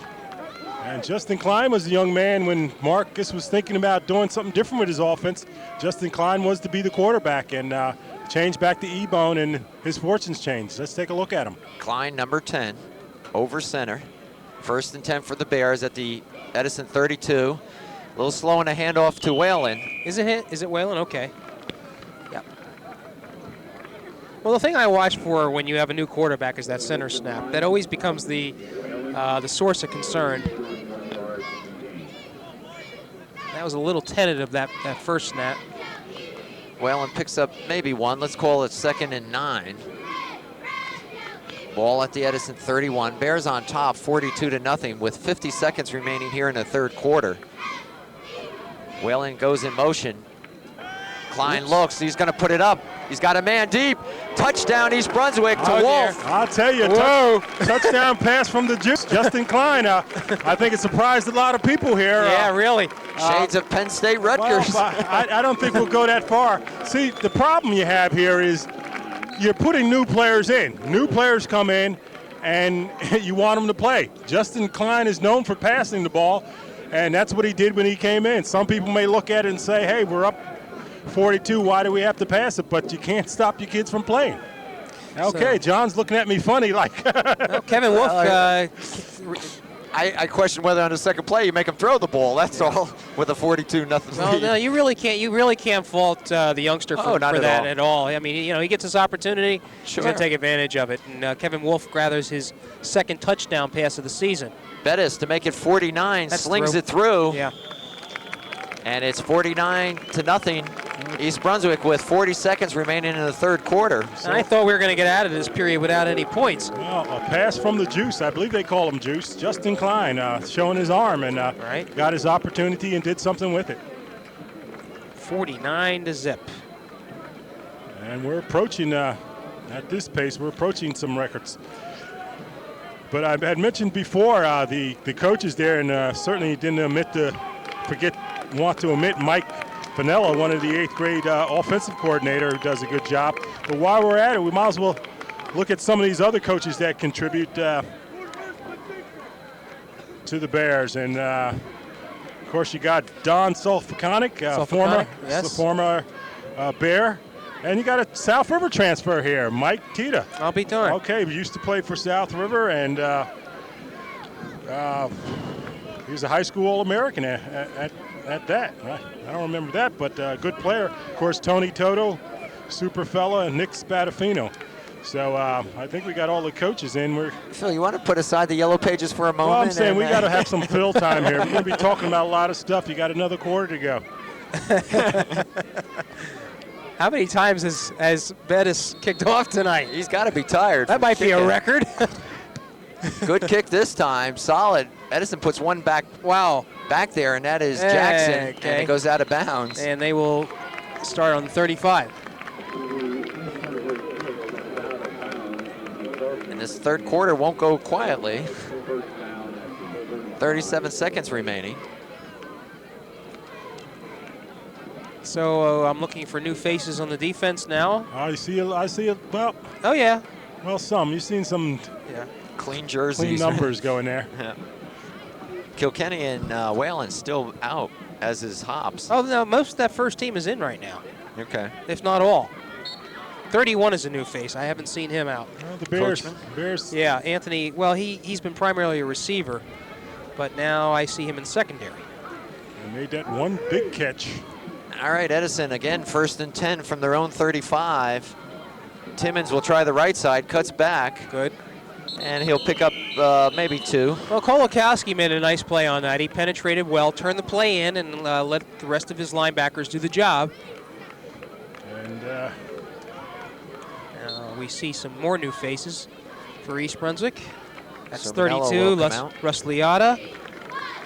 Liotta actually saw a lot of action in the opening game against North Brunswick, scored a touchdown, as a matter of fact. We also see number 63 entering the game now. Jimenez. Drake Jimenez. Yeah. Timmons right side again. And that'll end the third quarter as he picks up maybe 2 yards.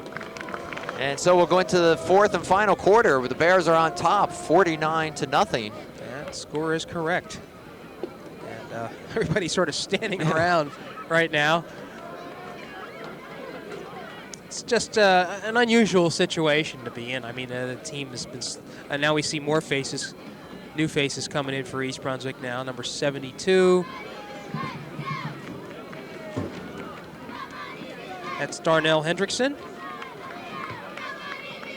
Fagan Winter and Grabovac exit. And it'll be interesting to see if this new defense, or some new faces in the defense, are able to do the same job that the first team has done. Well, this is their opportunity, and we want to try to keep up with them. See where some of the young players are. Well, we're keeping our attention also on the soccer team, the boys and girls soccer team, who have been performing really well this year. The girls undefeated as usual. I believe we'll be facing Monroe tomorrow in Sunday in the semifinals of the GMC. The winner of that game will take on the winner of Old Bridge Saraville, so that should be good. And the boys are doing well too. They're in the semifinals, and I understand that they have played or are playing South River. Will play South River. Will play South River. What an interesting game that will be. South River upset Monroe, the second seed in the tournament, I believe. Well, we start the fourth and final quarter here. Bears on top 49-0. Edison has the ball. It's 3rd and 10 from their own 35. No gain on the last 2 running plays for Edison. Frank, new quarterback in, I'm sorry. Passes up and caught by Watson. He's going to be short of a first down, however. Okay, that's Guarneri, Vinny Guarneri in at quarterback. Franks has taken a lot of hits on the body there. Vinny Guarneri, who was the quarterback last week against Cerebral, comes in the game and right away hits a pass completion. And 4th down, they're going to go for it, of course. It'll be 4th and about, let's say, almost 3. They have to cross the 45-yard line. And in a timeout, Edison.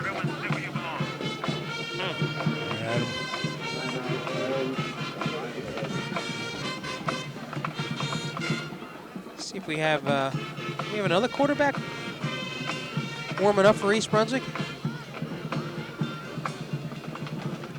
That could be.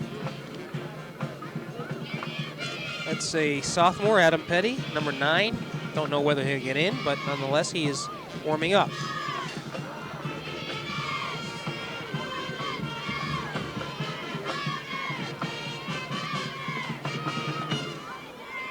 Well, the senior Justin Klein, if he doesn't get many more opportunities to play, he can always say that he threw a touchdown pass in a high school football game. That long pass was a pretty play. And I think it's part of it. The young fellow is a senior, and that's his opportunity. So you can second guess and criticize, but he got in, and it's his chance to play. That's what he's known for. Right. And he did it. Got to do it. All right, Edison facing that 4th down. Guarini at quarterback.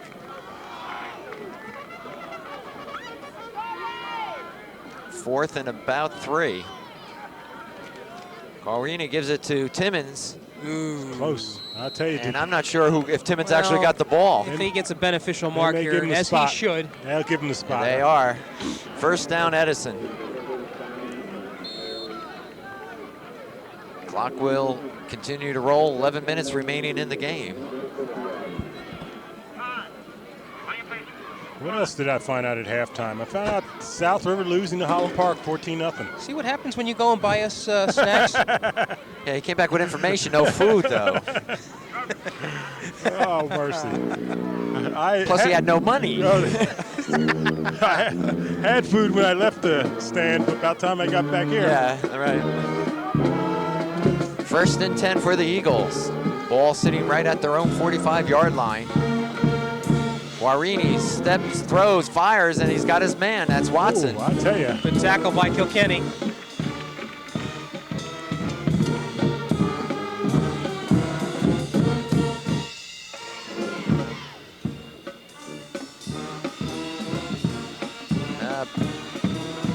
Actually, believe it or not, he lost yardage on the play. Did he? According to this, no, I'm sorry, looking the wrong side. He picked up about 3 yards. It'll be 2nd and 7. Clock inside of 9 minutes now, 10 minutes rather. Bears on top, 49-0. 2nd and 7 for Edison, their own 48-yard line. Guarini gonna drop again. Pumps once, being pressured, and it's down. And who was in on that? Who caused that? 53, I believe. Right. That was Pete Pizzo. Had a open lane there in the middle. And that number 51 in there as well. It's Bettis, of course. Edison, very methodical, Well, given the fact that they're down 49-0. so Kilkenny is leaving now. They had an outstanding game. An outstanding did. game for Kilkenny. And replacing him, I believe, is Wolf.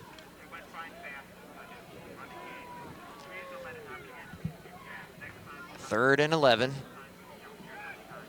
Guarini from the shotgun. Will roll Here a they little to come. his left, Here they come. and he's decked before he could even find his receiver. Oh, that line was just backing up. Incomplete pass. Fourth and 11. And they got a punt, just keep it dignified right here. So why is the clock stopped here? Oh, it was a pass. I'm Incomplete, sorry. I right. thought he was sacked. Phil, we've noticed, we've been watching this young punter from Edison, number 10, Kralik. Kralik, he's just a sophomore, and interesting, Dan Levine, former East Brunswick great punter, has been working with Dan Kralik, and the young fellas, we've been watching him practice. He shows something. Ooh, There's a nice punt tell there. ya. Back, Whalen will let it bounce, and it takes an East Brunswick bounce and touched by an Edison player We at got a flag. Did they rough the punt? 28. We'll see. What is that call? Punter? Let's see. He squeezed the punter, it looks like.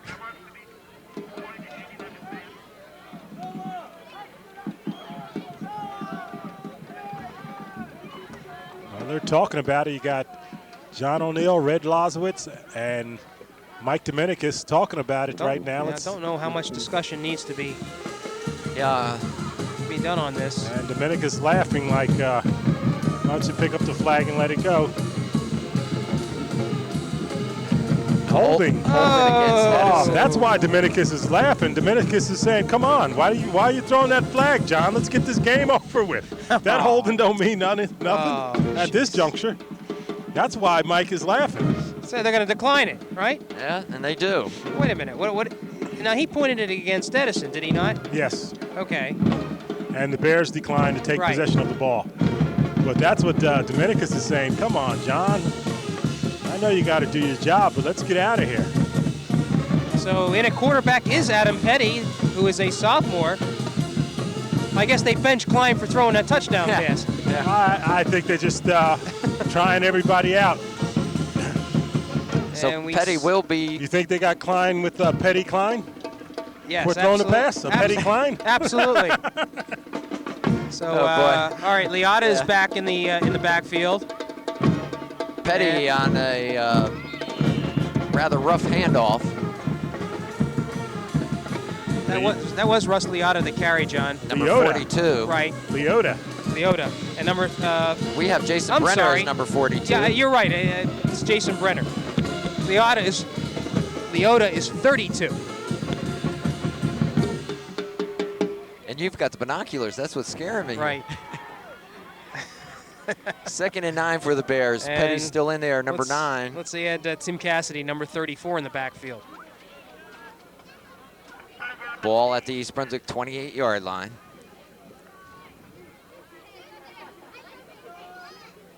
Petty turns, hands off. And I think it was Brenner again. Well, let's see. We got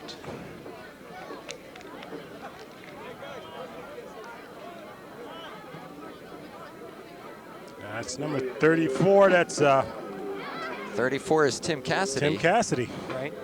Chris Kersulik is in at a tackle position. Brian O'Mara, a wide receiver. And we got a 92 that's not on here, Jim. Who's that? I have no idea. Third and 8. Now East Brunswick puts 2 receivers to the left as Petty gets them straightened out in the offensive formation. 92 might be Doug Zukitz. That's a And fumble. the ball was dropped on And the recovered ground. by the Yeah, Eagles. This is what happens when you have a new quarterback. That center snap is always the toughest thing to negotiate. And it is Edison Edison's is. ball. And coming up with the ball once again is Art Sanders, Captain Art Sanders, who's played a fine game himself. So East Brunswick does make a turnover. First turnover. Yeah. And decent field position for the Eagles. And make no mistake about it, they would dearly love to score. They don't want the shutout. They would love to score. And by the same token, the Bears wouldn't mind having the shutout. Clock down to 6:23 left in the game. Guarini's still in at quarterback. He'll have 1st and 10 from the East Brunswick 30. Guarini looking to pass, has some time, throws it deep. Wow. He's got an arm, and Wow. what a catch. Is it good? They score. wow. Yes, Beautiful. touchdown. Mercy. Beautiful catch. And I'll there. tell you, if it didn't make that made young Chuck's day there. That Right. was Jackson, Anthony Jackson, number 21 on the reception. I'll tell you, Guarnieri showing a fine arm there, a timing pattern, and the receiver just ran under it and made a diving catch. So right And- off the turnover. And it's just a little something to build on. Yep. Something to build on. They're not shut out, and this is a trick. Seems like a trick play here. Let's see this here. They're lining up the kick, but Nah, this is an old Edison And they'll move routine. over. They've always done this. Let the kicker get his sight set. Kalick in for the extra point. right. And he puts it through. Nice kick. So our score is 49-7. And that's what Dan Levine has been mostly working with Kralik is on the Place kicking kicking. game, That's where place Dan- kicking, right? That's what Danny did when he went to Bucknell. Okay. Well, again, may not seem like much to us over here, but to the Eagles over there, it's something to build on. They weren't shut out tonight. Guarnieri with just a fine pass, and gives you a little something to cheer about. As you can see, the cheerleaders doing that right now. 6 minutes left in this game. East Brunswick will improve to 4-2. Edison will fall to 0-6. And the Bears look at Saraville. Saraville coming next in. week. The Bombers, and according to you, Jim, they're beatable. I mean, certainly beatable for the Bears. Oh gosh, yes. They nowhere resemble the team that Sal Mastretta coached last year. They had some difficulties. That was one of the more exciting games that we saw Yes, when it we was. actually went up to War Memorial Stadium there, and Kilkenny intercepted one in the last moment and really Right. ensured East Brunswick getting into the playoffs as a result of that. And but the Bombers, War Memorial Stadium, I believe so. is that the name of it? Yes. Yeah, War Memorial. There we High go. School. Look at this off. Onside Look at this. kick. Whoa! Whoa, ball's alive, but I'll East tell you- Brunswick has it. I'll tell you, they showed a little heart there. Almost came up with that. Yep. And Well, it's great when it works. I think number 11 may have come up with that. Not sure. Interesting play last week Jimmy when they played Piscataway. Golgowski. Is that Piscataway tried an onside kick and it didn't go the full 10 yards, and there was a long discussion about it. And East Brunswick, Marcus Borden was complaining because they just decided to penalize Piscataway, but they never talked to Borden and gave him an option of whether or not he wanted the ball at that point, which was going to be about the 48-yard line. It was one of the official problems last week in that game, and there were a few. Petty remains the quarterback, 1st and 10. Still has the ball. He's Yes. got some running room left side. Whoa.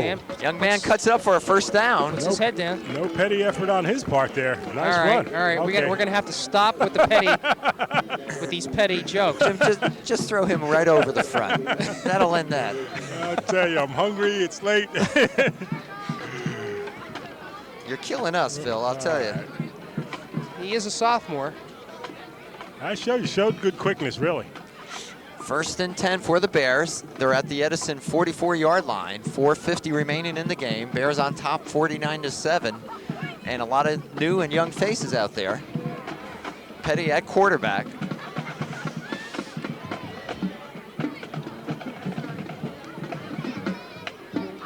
Counter. Good Whoa, handoff this wow. time. And number 34 for the Bears. It fumbles it out of bounds, however. And Cassidy. that's Tim Cassidy. I'll tell you, Cassidy, 5'9", 157-pound sophomore. Sophomore. Cassidy showing some fine speed and good movement there. So you're seeing some of the Bears of the future, some of the leaders of the future. It's been a while since East Brunswick has eclipsed gotten the 50 mark. I'm not sure what, Phil, I don't even know if you remember when the last time they scored 50 points, but they're threatening now. They certainly are. First down, the Bears at the Edison 19.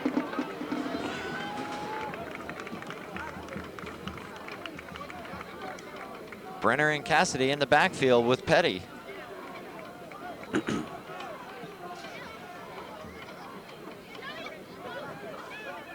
And they're going to take a timeout, and Borden's a little hot over that. Well, you still want them organized. Jim, to answer your question, the last time they scored in the 50s, I believe, was against your alma mater.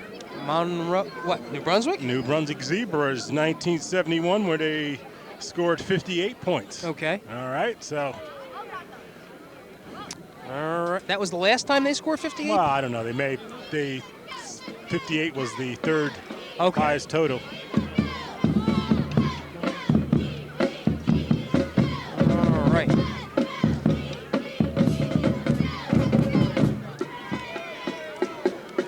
Well, there have been some fine players to come out of Edison High School.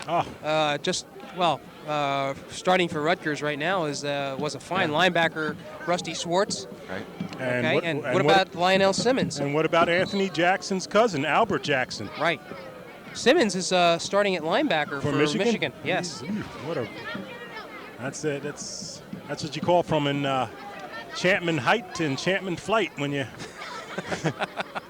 Is that what that is? That's it. It's a change. Okay. Ooh. First and 10. Petty inside to Brenner. Woo. Brenner still on his feet. Storming. Inside the 10. I'll tell you. Young Bears. Young Bears getting their opportunity and doing it.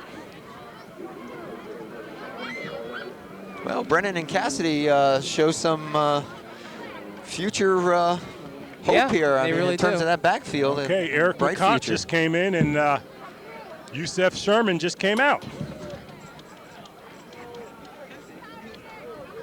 First and 10 from the 9. Petty's got him moving. Wow. Brenner. Inside the 5? He's at the 5, I believe.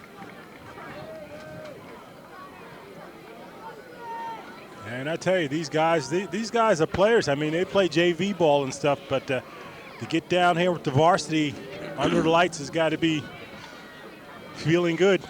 Second and goal from the 5. Jim, any new players in there? We don't want to miss any of these new I'm guys. trying here. There's plenty. There's a punch coming through. 62, Brian Manette. Counter. Cassidy. Cassidy's close to the goal line. So it's Not yet, no sign, so it'll be third and goal. Ball is just about the 1 yard line. 54, Tom Krell coming in as well. Thank you. And here's where it gets tough. You got to wonder who's going to score here. And, you know, with the E-bone, you either give it up or you don't. You may see somebody holding, squeezing that ball when they shouldn't have it. You get that close, you want that touchdown. Third down from the 1. Petty keeps. Somebody's in. I'm sorry. No. We didn't have it. Score. There is a score. There is a score. We can't see who has it yet. Got the glasses on this one. This guy up is That's Brenner. 42 with the score. Okay, you're talking about Jason Brenner, 5'9", 158 pounds. He's a junior and just scored his first varsity touchdown.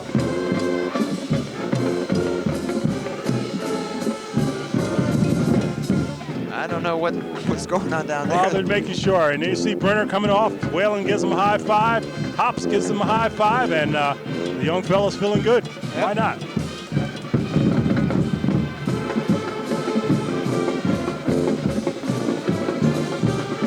$55-7 is our score with 2 minutes and 18 seconds remaining. And Edison will do the kicking.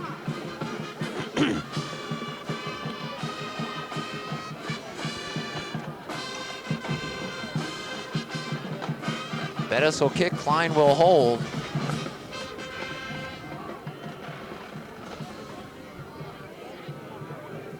Snap is down, the kick is through. Well, he has had a lot of practice tonight.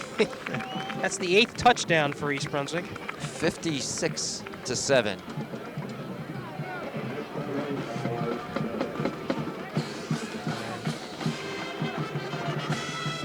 Well, you see it on the scoreboard there. You're right. I don't think East Brunswick has ever beaten Edison by this margin. Those games have been close and tough through the years. Well, Jim, looking at you in your giant get-up outfit there. 56 on the scoreboard, of course, is Lawrence Taylor. Who would 7 be? Joe Theismann. For who? The Giants. For the Giants? Yeah. Number 7? Number 7. I don't. Ralph Guilhelmi? That's not a trivia question. I'm just asking. That was my number when I played with him. I don't know that the Giants had a 7. I'm not sure they did. But anyway, I thought we talked about this before the game. You weren't going to ask these questions anymore. He always throws a surprise. Well, because you got to find something out of that score. Okay. Didn't know better. I would swear these officials and players are getting paid by the hour. Almost done. 2 minutes and 18 seconds remaining.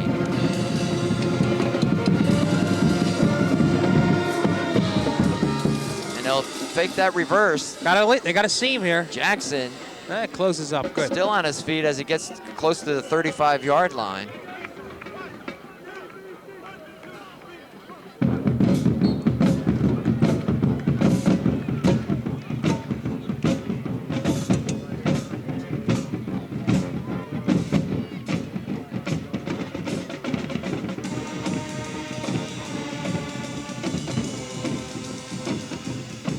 Number 84, Jason Saunders going in. Let's see if we can get some of these players, Jim. Okay. Number 62. I think we mentioned him already. Okay, you got Brenner That's Brian coming in on Manetta. defense. Right. Number 89. 80. Mike Rosenberg, number 80. Ed Molina. Right. A couple coming out now. That's Saunders is leaving. Frank is back in for Edison at quarterback. 1st and 10 from their own 34.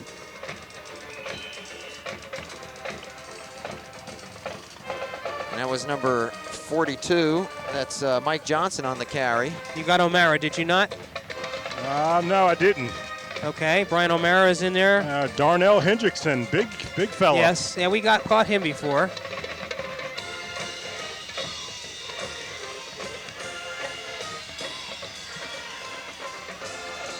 Second and 7. Well, the most positive development tonight, other than the fact that East Brunswick is winning this game handily, is the fact that the rain held off, guys. Okay, Larry Benson, I believe, in on that tackle there. So we're a lot of new guys there. Down to 35 seconds left now. Mike Rosenberg, number 80, in on defense. Split out here. Counter. Up the middle. Ooh. And short of the first down, Janczek wants a timeout with 18 seconds. And he'll get it. It's fine. And nice tackle led by Russ Leota, number 32. Well, as we mentioned, East Brunswick will take on Sayreville next week. They'll go into that game with a 4-2 record. And should be feeling pretty good off this performance. Well, they got to go to hope to bomb the Bombers. And like you said, there, hope is alive for them. You never know. All right, the final 15 ticks of the clock will start at the snap.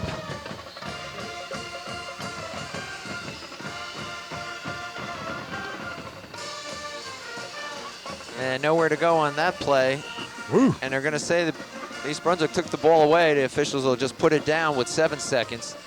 And that should be the last play rather of the game. Okay. Everything went. The clock went out. Anyway, the 56-7, I believe, was the final. I hope that's not 99 minutes left on. The power went out again. That's how long we've been here. The clock said 7 seconds when the official spotted the ball. I don't think they're even they even realized that the clock went out. Yeah. And it's okay. Well, they got 12 minutes. I'm not staying for 12 minutes. So where to go, John? Yeah, home. This is it. Okay. Long And pass. Desperation pass. Oh, Almost gosh. intercepted. No, not quite. And that should be it. Yeah. And our final here at East Brunswick High They're gonna is call the the game. Bears 56, Okay, Brian O'Mara almost coming up with that interception there. Edison 7. Yeah. As we said, the Bears looking outstanding today on offense and defense, taking an admittedly young and an inexperienced Edison team on as they get ready to take on Sayreville. Their record improves to 4-2, and the offense looked good. The defense extremely tough as always. Well, after the last week's bitter defeat, they really need to get back in a very positive way, and I don't think you can be more positive than scoring 56 points. And the defense was as dominating as it has been for pretty much the entire season. So next up, Sayreville. It'll be Sayreville, and so for Phil Hill and Jim Allinder, I'm John Meggiolaro saying thanks for being with us.